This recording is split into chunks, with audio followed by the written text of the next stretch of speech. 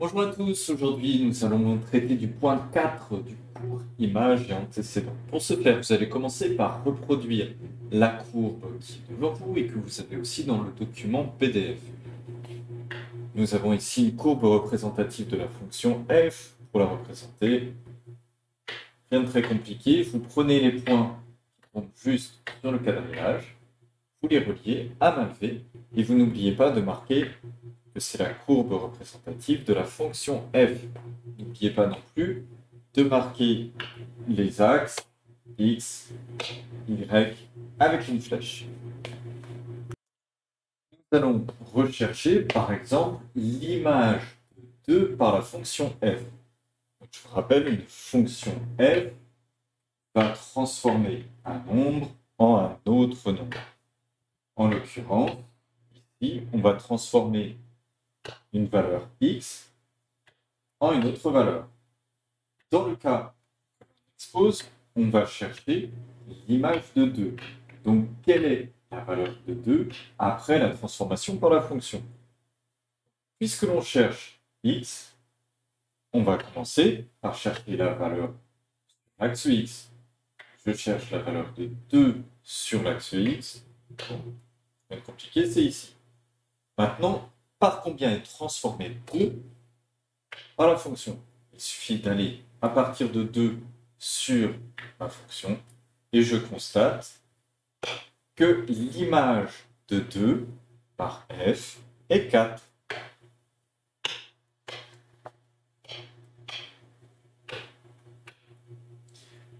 Si vous avez compris, cherchez-moi l'image de moins 1 par la fonction f. Je dépose, et une fois que vous avez trouvé, regardez la correction. Donc cette fois-ci, je cherche l'image de 1 par la fonction f. L'image de moins 1, donc il faut aller sur moins 1 sur l'axe x. Et à partir de cette valeur-là, on va chercher la valeur qui correspond quand on touche la courbe. Cette fois-ci, je vais vers le bas. Et je vais chercher la valeur qui correspond sur l'autre axe. Et on a que l'image de moins 1 par f est égale à moins 5.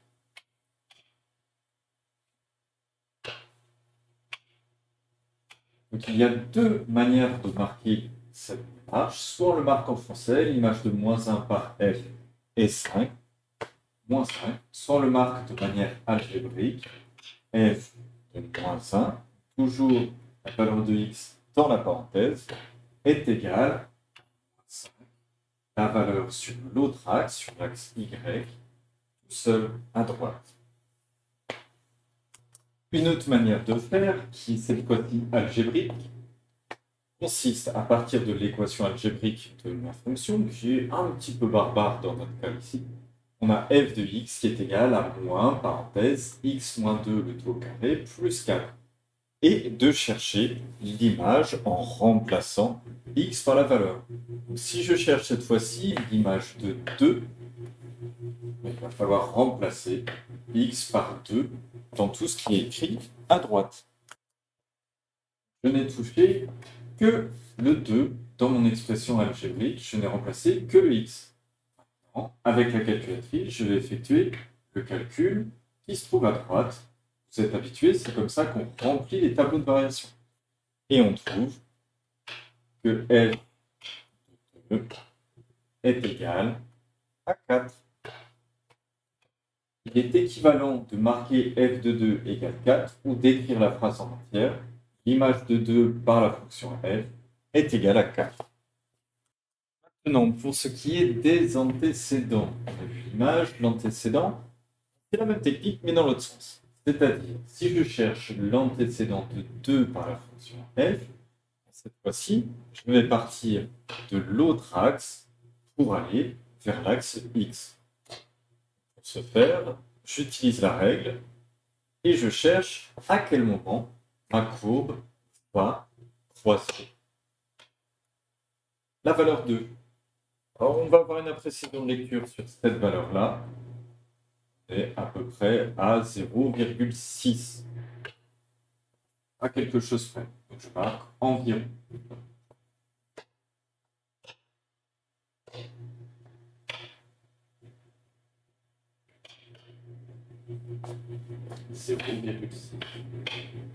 L'antécédent de 2 par f est d'environ 0,6.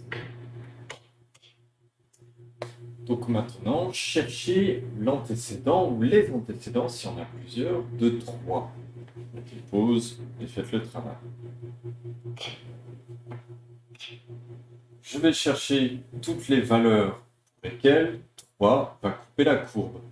Donc encore une fois, à la règle.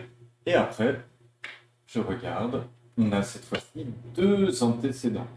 Donc les antécédents peuvent être plusieurs. Les images, il y a toujours une seule image.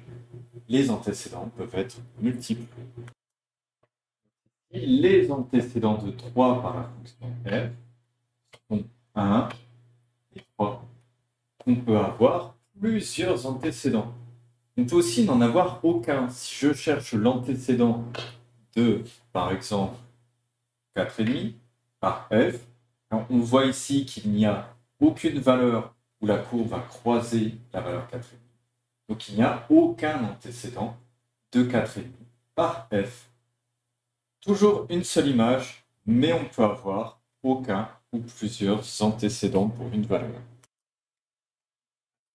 Une fonction numérique admet toujours une et unique valeur. Donc image pour toute valeur de l'ensemble de départ, et une seule, pas plus. Par exemple, vous tracez une fonction, vérifiez, pas de problème, on trace les axes, x, y, et vous commencez à me faire une allure de courbe qui ressemble un petit peu à ça, mais c'est parfois un petit revers de la main sur la fin. Ça ne peut pas être une image, parce que ici, on a plusieurs valeurs pour une seule valeur de x. On a plusieurs images, donc ceci n'est pas une fonction. Donc faites attention quand vous tracez au graphique. Deuxième point de la remarque, il peut y avoir un ou plusieurs antécédents, voire aucun. J'espère que ce cours vous aura été utile. Vous pourrez maintenant passer aux exercices.